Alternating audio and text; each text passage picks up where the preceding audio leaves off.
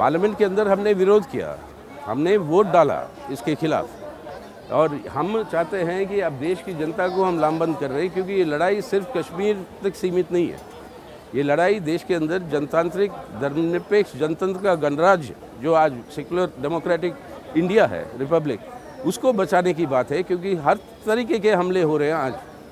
और कश्मीर का एक मुख्य बात है, जिस तरीके से एक राज्य को ही रद्द कर दिया आपने, बिना कोई बातचीत किए, बिना कोई सलाह मशवरा किए, बिना किसी से मतलब वार्तालाप किए। आप ही के वादे जो 3 साल पहले आपने दिए थे कि सबके साथ मिलकर बातचीत कर कर एक राजनीतिक हल निकालेंगे इसका, वो सब में कोई कदम नहीं उठाया। अब अचानक पार्लियामेंट के अंदर इस तरीके के कानून पारित करके आपने state of Jammu and Kashmir को रद्द कर दिया।